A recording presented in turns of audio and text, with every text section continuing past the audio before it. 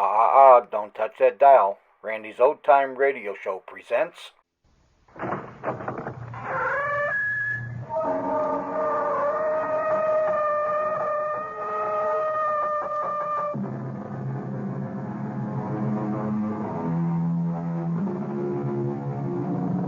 Come in.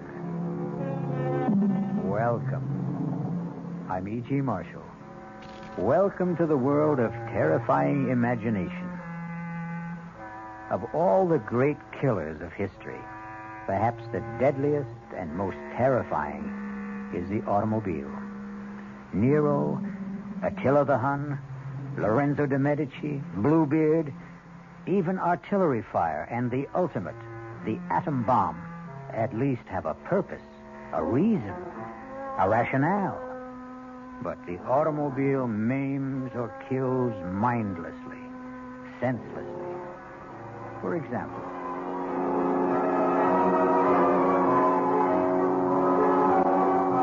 this is old Long Jack here in the studio on a lonesome, wet, foggy night. Saying if you're on wheel, real careful tonight. It's heavy, man, heavy. Oh, shut up, you fool. If you just let Big Daddy help you out, all you...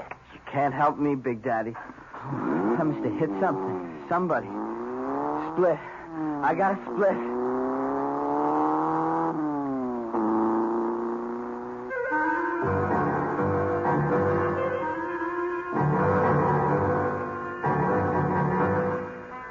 our mystery drama, And Nothing But the Truth, was written especially for the Mystery Theater by Ian Martin and stars Arnold Moss. It is sponsored in part by the Kellogg Company, makers of Kellogg's Special K cereal.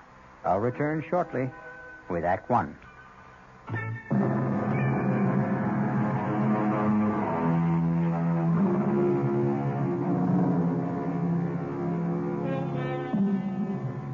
Was the accident we heard a few minutes ago another statistic of the road?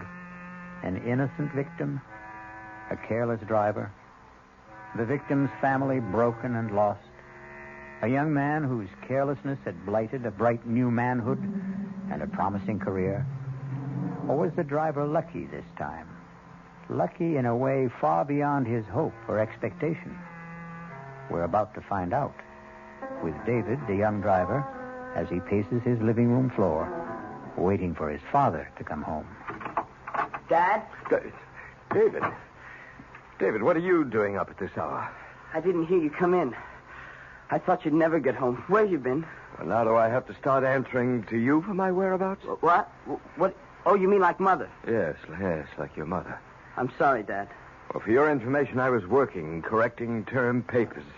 It wasn't that I... David, I'm very tired. You all right, Dad? You look like you had an attack or something. Well, don't be silly. I said I was tired. What's wrong with you? You've been drinking. Yes, I wish I hadn't, but I did. Oh, okay, son. Take it easy. Well, whatever it is, we'll work it out.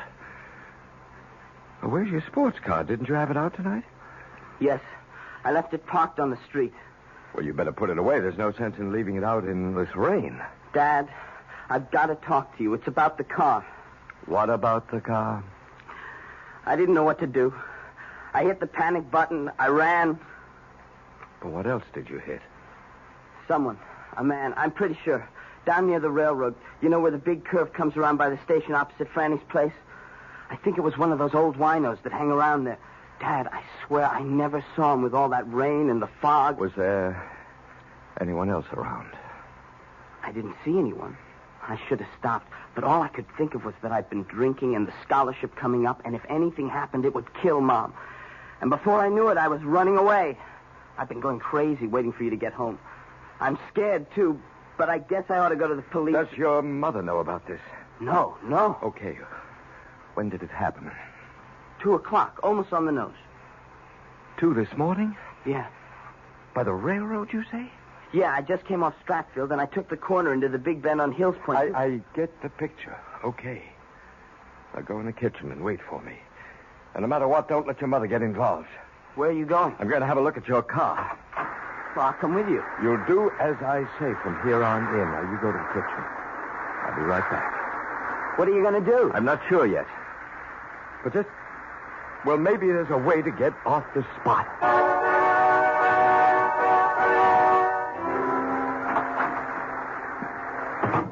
Is your mother still asleep? I guess so. She hasn't been down. There's a dent in your front right fender. Was that there before tonight? No. You sure? Yeah, I Simonized the car yesterday. Does it look bad? Well, not to... Well, it must have been a glancing blow. You mean maybe it's going to be all right? Maybe. Oh, I don't think I could hurt him too bad. And a night like tonight, who'd be hanging around? It isn't going to be all that easy, David. They might be able to trace the car. How? You're missing a front right hubcap. There aren't that many Harley 584s in this town.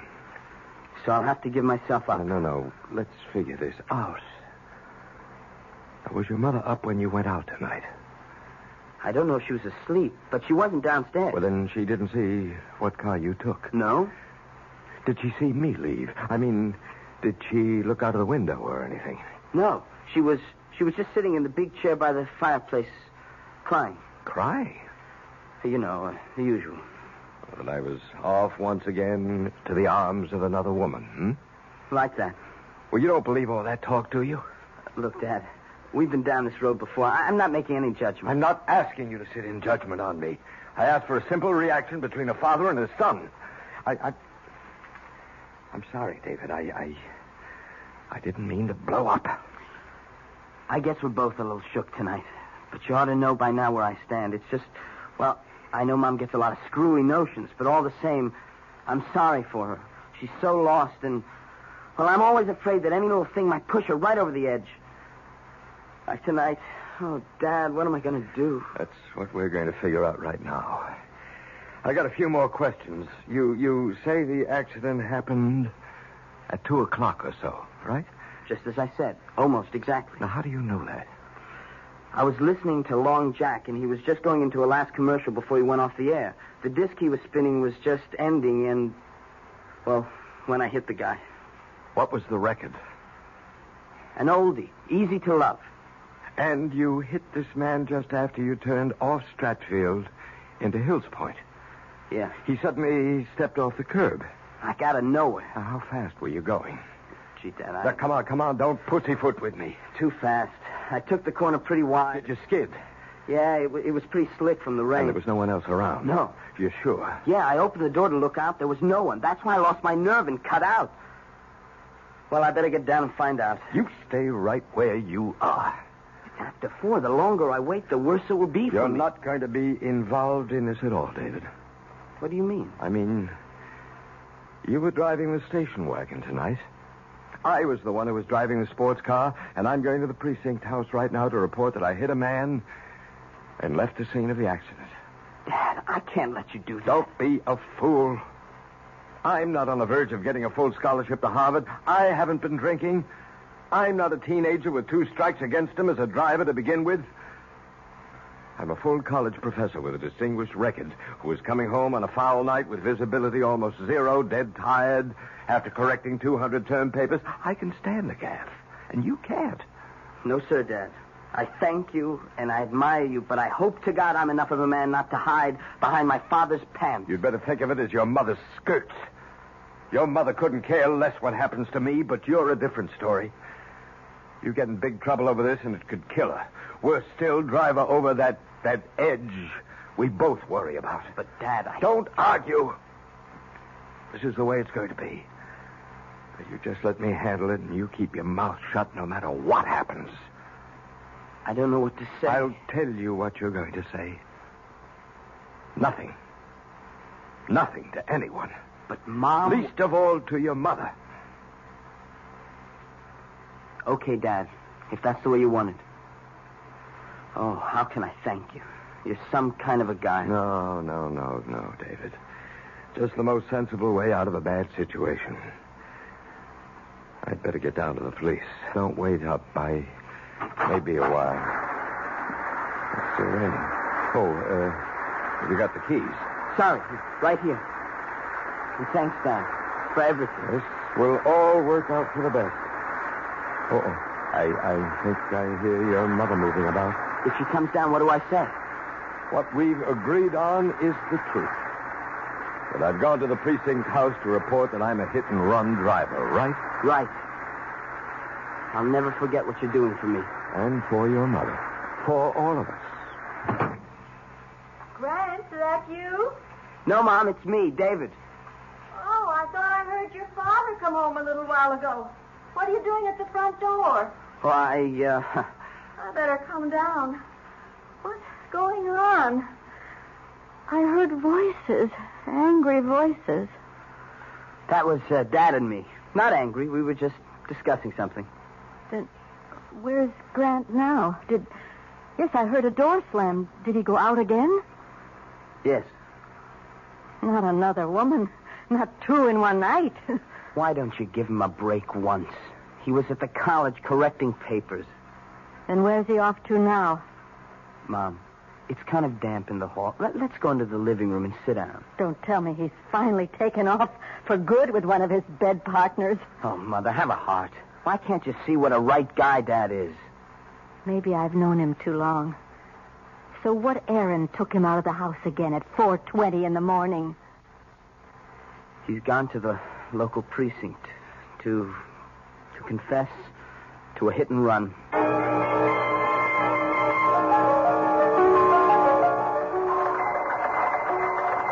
Yes, madam, I understand.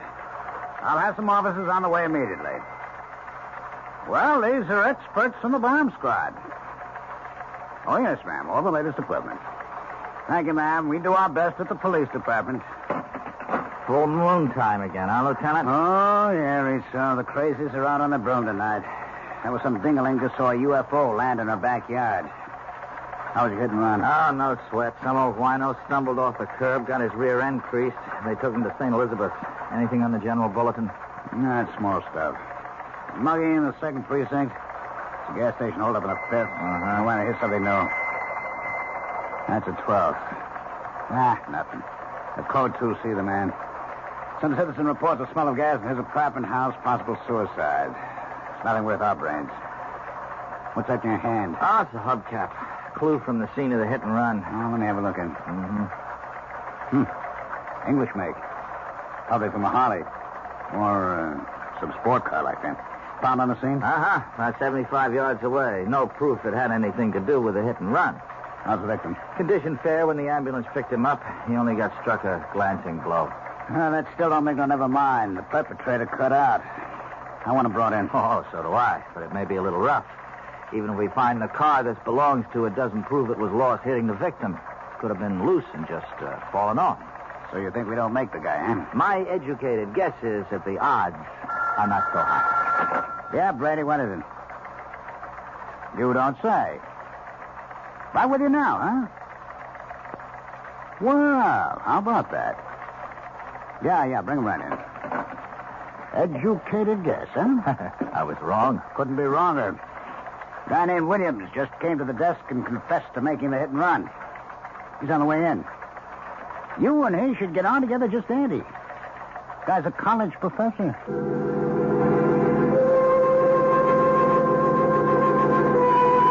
Your father hit someone with the sports car tonight? But that's impossible. How can you say that, Mom? Because he wasn't driving that car tonight. How do you know? You didn't see him leave. No, but I was awake when he drove in, and I could swear I know he was driving the station wagon.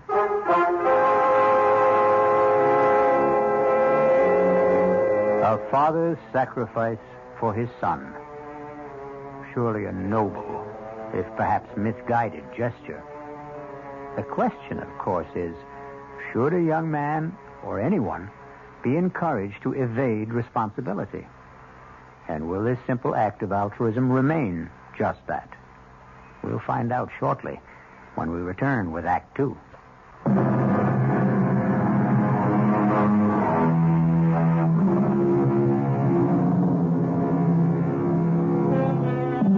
A precinct house in a large city, even at the best of times, is never the most prepossessing spot in the world.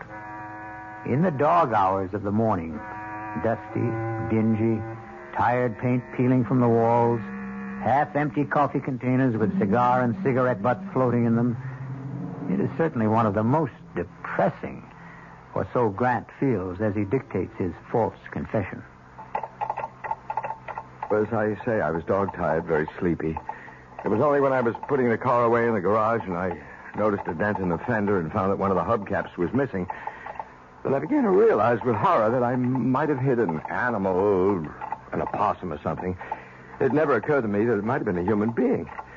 Well, I would have returned right away, but my wife, who has not been well recently, well, she was up. She was waiting for me, and I didn't want to alarm her. And so I coaxed her back to bed and to sleep, and I came here just as soon as I could. And this was what time, Professor? Almost exactly 2:00.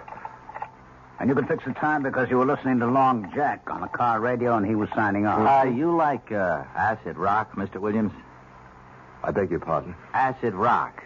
You know, the big hard beat, loud enough to blow your mind. Oh, no, I don't. Why? Well, that's Long Jack's bag. It's most of what he plays, you know. I didn't figure you'd dig his scene. Yeah, well, I didn't. I turned on the radio to keep me awake, not for music appreciation. Uh-huh. As it happened, I didn't find the music particularly mind-blowing. As a matter of fact, I remember the last number he was playing just before he signed off was Easy to Love, and I wouldn't call that exactly contemporary. The main point is that you made the turn at 2:00. You felt a jarring feeling, which jives with our information, right, Rizzo? Right, Lieutenant. I see. A victim left Franny's restaurant, 518 Hills Point Road, at approximately 2 minutes to 2 a.m. Because victim was discovered by George Bates, post office employee, some 2 minutes later.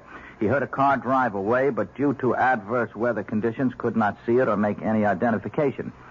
Victim was Dominic Capello, unemployed, 61 years old. Well, I hope he's all right. He's at the hospital. We don't know the extent of the injuries yet. I feel terrible. That poor old man. Professor Williams, let me point out something. From your story and our evidence, there is no clear-cut evidence that you did hit this man. Now, if I were you, before I went any further, I'd get a lawyer. Oh, there's no need for a lawyer. I'm quite willing to face my responsibilities. If you will prepare a statement for me, I'd be very glad to sign it. All right. I'll leave you here with Patrolman Foster, who'll type up a statement. You just check it over when he's finished, and then if you still want to, you can sign. I'll be right back. Lieutenant, see you a minute outside. Okay. All right, Rizzo, what's biting you? I think the guy's lying. About what, for Pete's sake? Why would he lie? To cover up. Cover up who? How do I know? His daughter, son, wife. Why would he want to take the rap for that? That's what'll take some digging to find out. Oh, boy. 15 precincts in this city, 4 detective divisions, not to get stuck with you. You want to make a federal case out of one sneaky little hit and run where the guy comes in like a good citizen and confesses, and just for once make the job easy? What do you got to do, go looking for trouble? Now, Lieutenant, it isn't just a few small discrepancies. It's the whole psychology of the man. Psychology, that's all I need. The new breed. Now, look, Rizzo. Will you for once just forget the college education and get back in there and have that statement signed, sealed, and delivered, and stop making waves?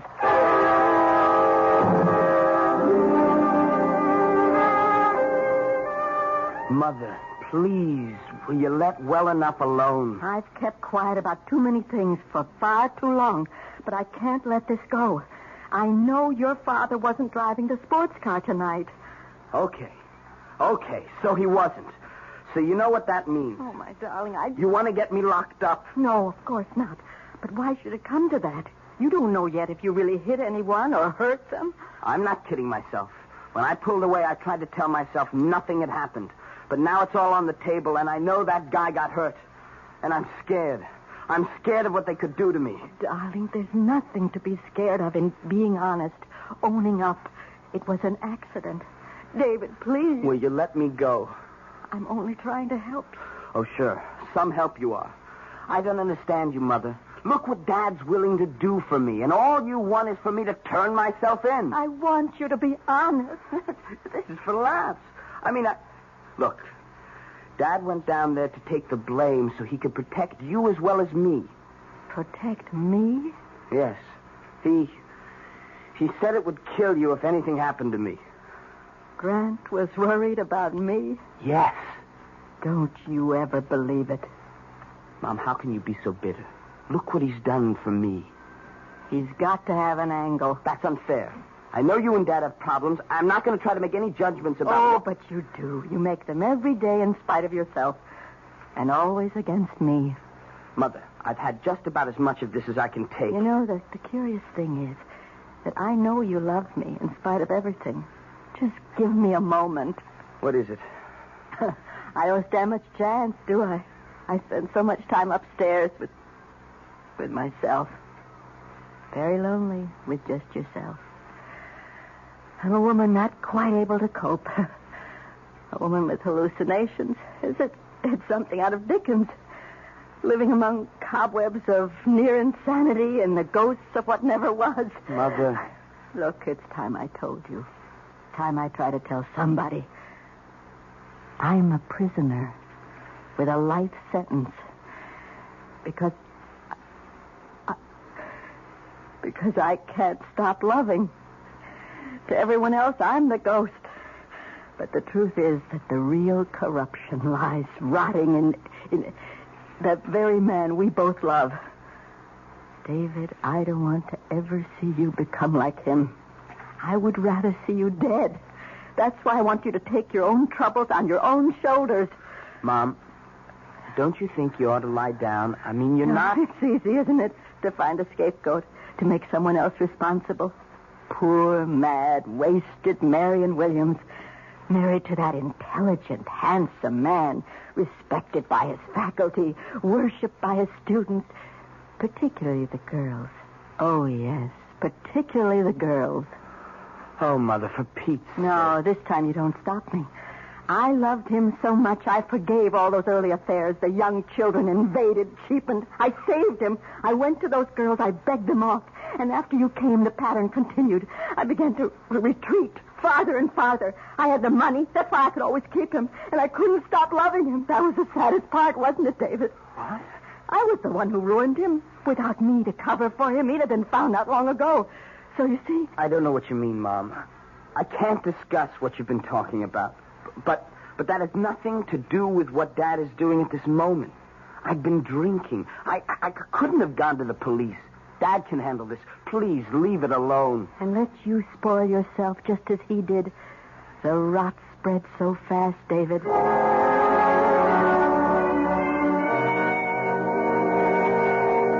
The incident was totally minor in mine till I returned home, found that there was a dent in my front fender.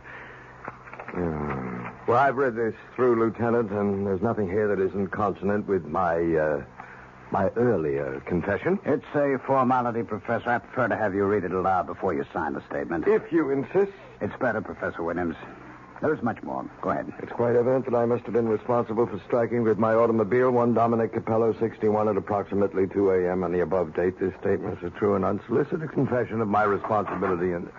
Excuse me, Lieutenant. Close the door, Rachel. Come on in and hold it.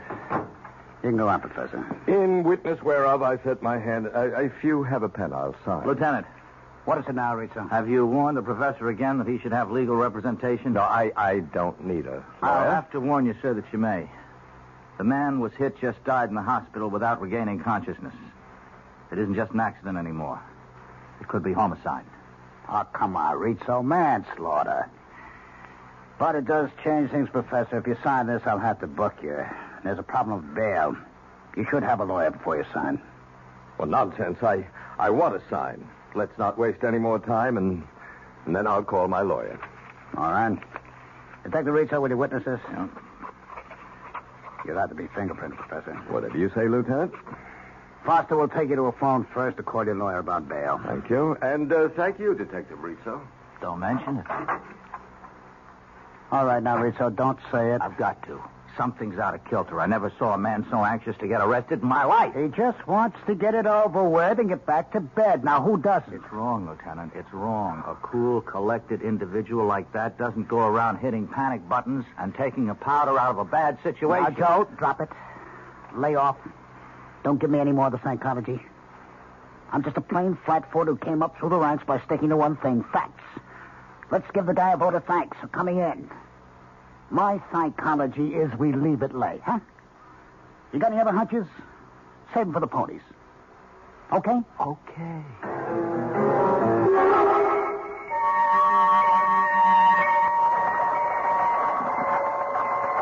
What's on the bulletin, Ritz? Same old noise, nothing special. They picked up that mugger in the second, a repeater. What's happening with Professor Williams? Huh? Williams, the professor. You remember the guy we spent most of the night with? Oh, yeah. Well, he got fingerprinted and his lawyer sprung him. He's going home. Hey, look at this, Lieutenant. What? That code 2. See the man in the 12th? That suicide was no false alarm. There was a DOA. Only now it looks like homicide. They figured the girl was strangled before the gas was turned. Oh, what do I care about some dame in the 12th? The 7th is my baby. Let the 12th worry about their headaches. I'm taking you off.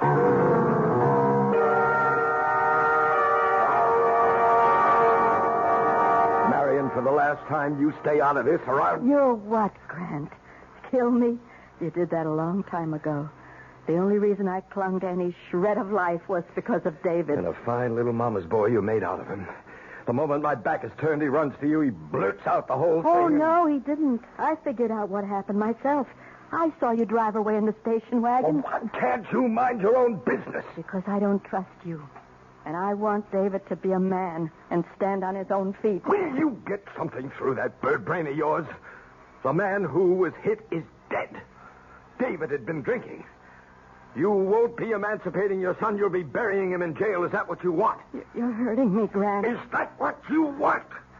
Or will you keep your mouth shut and allow me to do something for my own son? Please let me go. Not until I get your promise to leave things as they are. I don't want David to go to jail. All right, then. I can trust you. Yes. I only wish I trusted you. You've never done one unselfish thing in your life, Grant. I only wish I knew what it is you expect to gain this time.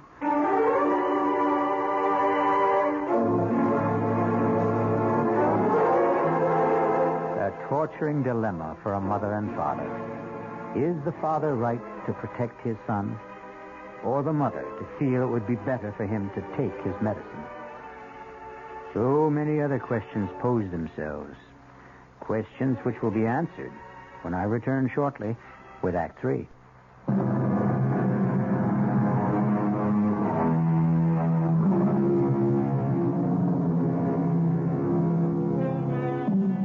Those questions I mentioned.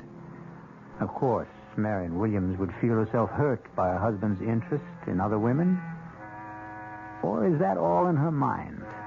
A figment fantasized by her obviously shaky mental stability. But then there's also the doubts of Detective Sergeant Rizzo. Let's follow him for a moment.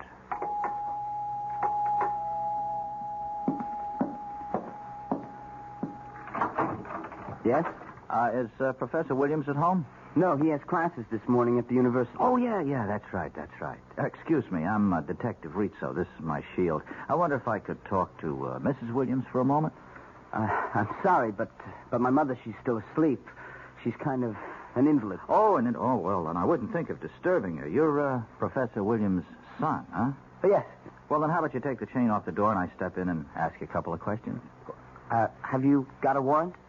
Have a warrant? No, what would I want a warrant for? Look, don't let me be in a cop scare you. Oh, I'm not scared. You always keep a chain on when you open the front door? No, look, I'm sorry. You're wasting your time. My father told me not to answer any questions. Oh, then you know about the accident last night, huh? Yes, but I'm sorry. I've got to close the door. You drive, kid? Sir, your foot's in the way. Oh, yeah. So it is. Anyway, I figure you drive since you got a license. I looked it up in the bureau. Would you move your foot, please? Hold it just a minute. Here's your newspaper, huh? You might want to read about the accident. Page 4. Check out the details. Thanks for the paper. Sure. Here. Well, will you let it go, please? You, weren't out driving yourself last night, were you? I'll take the paper. Yeah. And now I know my hunch is right.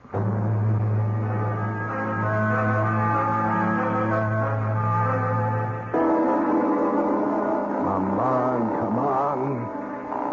Where are you? Hello? David, where were you? Oh, I'm sorry. I was just bringing down Mother's lunch tray. You should never answer the phone. Any mail? Any phone calls? Just a couple of ads. No phone call. Oh, there was, we had a visitor. Who? A Detective Ritzo. What did he want? He said he wanted to talk to you. Then when I said you weren't home, he wanted to talk to Mom. Well, you didn't let him. No. She was asleep, so... He said he wanted to ask me some questions. Good Lord. It's all right. I didn't let him in, and I didn't tell him anything. Well, I hope you didn't. He had no right, no right to... David, you're sure you didn't... No, I didn't say anything, but I'm scared. I think he knows. I think he's guessed that Now, listen to me, David. I don't care what he knows or what he suspects. He can't prove anything if we just stick to our story. Now, you get this straight, David. I'll kill you if you let me down. No, I didn't mean that. I'm just thinking about you. I don't want your life spoiled before it begins. Now, you just remember, a man has been killed. The real truth comes out, you're in trouble. Bad trouble. I know. Just so you remember, both you and your mother. Okay, but supposing that detective turns up again... He won't. You just leave that to me. Just leave everything to me. I will. And don't think I'm not grateful. Oh, I don't know how I can ever pay you back. You just sit tight and stick to our story. That's all the payment I need.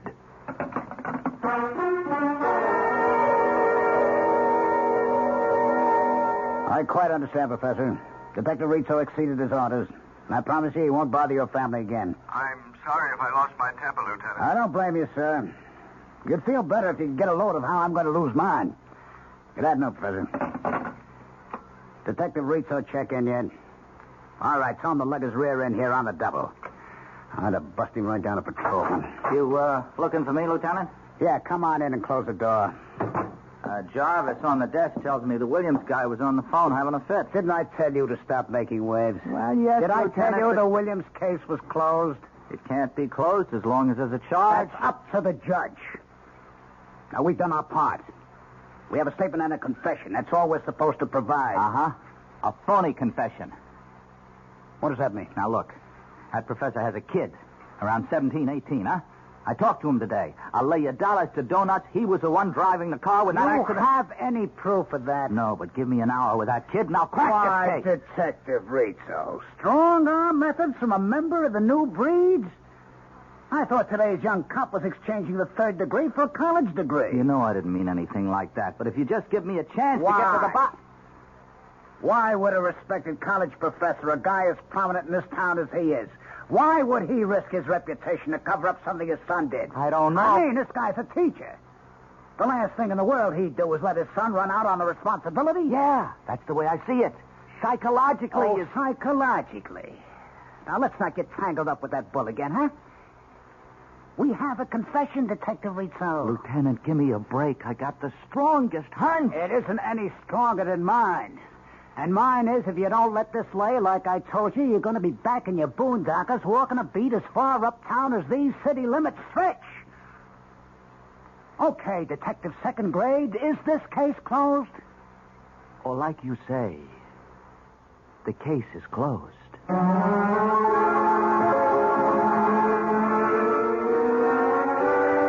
David, You study, Mom. You all right? I just want to talk a minute. What are you doing? Just catching up on some homework. David, that man, that detective you said came here, are you sure all he asked you about was the accident? Look, Mom. I promised Dad I wasn't going to talk about it anymore. So did you. It's a closed book. We're going to have to open it again. Did he ask you about anything else than the accident? No, but... Look, David, you have got to go to the police and tell them the truth. Now, I promised Dad... David, don't make me go. You promised him, too. You don't understand. Everything's changed. He has to be stopped. There must be some justice. Mom, why don't you go upstairs? Hey, look, don't treat me like an invalid, or worse, a half-wit. Have you read the newspaper that you brought up to me today? No. Do you know a girl named Susan Rowland? Susan? Yeah, kind of. I mean, she was a class ahead of me at school. I guess I rapped with her here and there, but we never dated or anything like that. Is that her picture? Yes. Front page. What happened? Read the story and find out. Carefully. Then you'll know why your father is so anxious to keep you quiet. David, you're going to find out why the truth has to be told.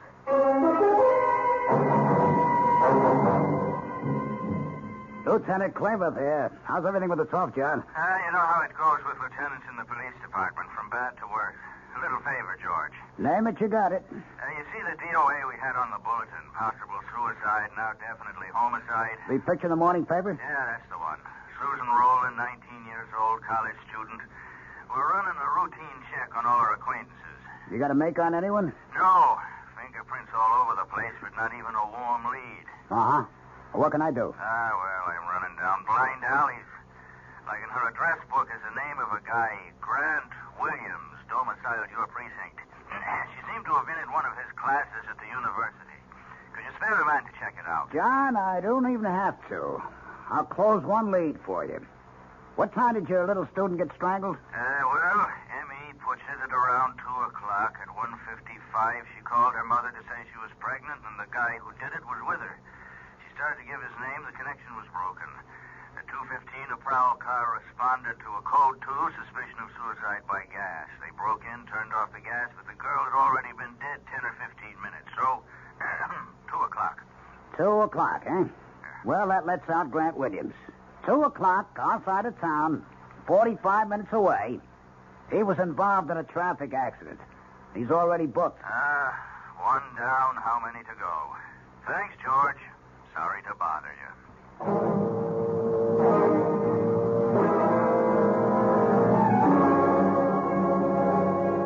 How long ago did he leave? Too late for you to stop him. Oh, I ought to kill you for this.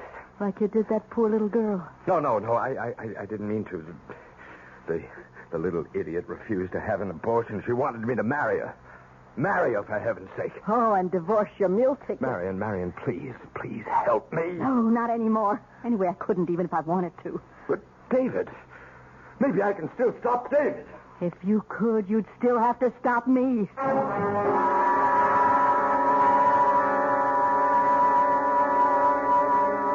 And everything my father testified to in his statement was true, except that it was me who was driving the car, not my father. I hit that man and panicked and drove off. Well, don't look at me, Lieutenant. I have nothing to say. You wouldn't have to, Rizzo. I know the boy's telling the truth. Yeah, you were right all along. I had a phone call about a half an hour. I demand to see my son. It's all right, Sergeant. Let him in. What is it, Professor Williams? David, I don't want you to say one word until I've talked to you and we can get legal advice. Too late, Dad. I've said everything I have to say. You don't know what you're doing. The first time in my life, I do. I'm taking care of myself. Oh, how could you do it, Dad, to a nice kid like Susan? I don't know what you're talking about. I can clear that up, Professor. We're booking you for the murder of Susan Rowland. Oh, you can't. I have an alibi. Correction. You had an alibi. But I'm not guilty. And you can't prove it. We will. With your help. What do you mean? It's ironic, isn't it? If you hadn't walked in here and made a false confession, we might never have had your fingerprints. That's what's going to nail you. You provided us with a whole set to match up. You were just a little too clever. You managed to hang yourself. All right, take him out and book him, Jarvis. Dad, Let him go, kid, huh? Let him go. There's nothing you can do for him. Now, you go on with Foster. Let him type up your statement, huh? What's going to happen to him? He'll be found guilty, as he ought to. And me? You've taken a beating already. It's an accident. Won't be too tough. And things should be looking up from now on for both you and your mother. Go on, kid. Okay, Lieutenant. Well, I guess I ought to start to eat my hat, Rizzo, huh? But I'd rather just say I'm sorry. Oh, no. Me too, Lieutenant. This is one time I wish I could just have been wrong. When you're a cop as long as I've been, there'll be a lot more. I wish I could say get used to it. Come on. Let's try the squad room coffee. All right. Bad as it is, it's better than the taste I got in my mouth right now.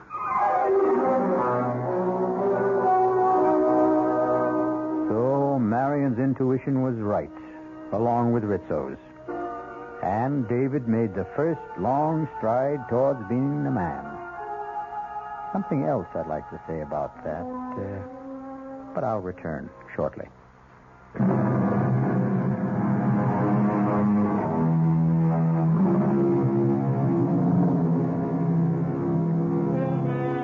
Not every story must have a moral, but I believe this one has. Not that crime doesn't pay. That's obvious. But that the acceptance of responsibility is a cornerstone of life. The Apostle John has saved us Jesus' words. You shall know the truth, and the truth shall set you free. Our cast included Arnold Moss, Ralph Bell, Clarissa Blackburn, Billy Redfield, and Kristoffer Tabori. The entire production was under the direction of Hyman Brown. Now, a preview of our next tale. Do you know if your husband was ever married before? Married? No. Are you really certain? Now, wait a minute. Are you trying to tell me that Dan's a bigamist or something? No, Mrs. Carey, certainly not that. Then what is it? I may be completely mistaken, but you're the only one who can prove it one way or another. Prove what? About whether your husband ever called himself Don Crawford. And once, 4 years ago, David Chase. See? All the same initials, like Dan Carey. You are saying he's a criminal? Not just a criminal, Mrs. Carey.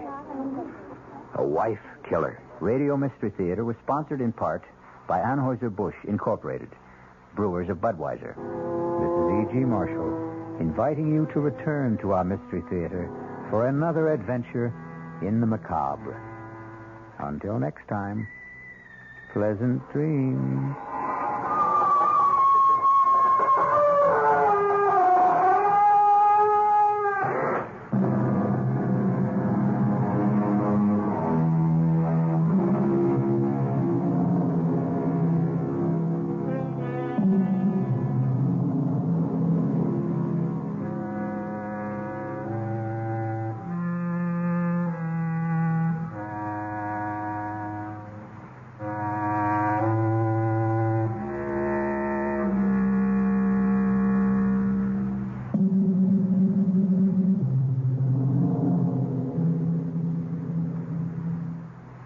The WOR Mystery Theater was brought to you by ShopRite Markets, where you get a lot more for a little less, by Suburban Savings, with offices throughout New Jersey.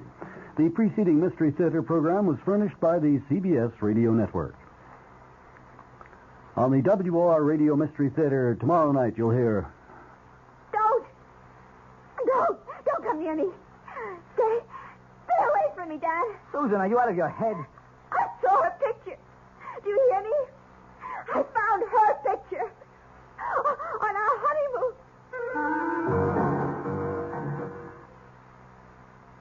Betsy von Furstenberg stars in Deadly Honeymoon, another tale of terror, on the WOR Radio Mystery Theater.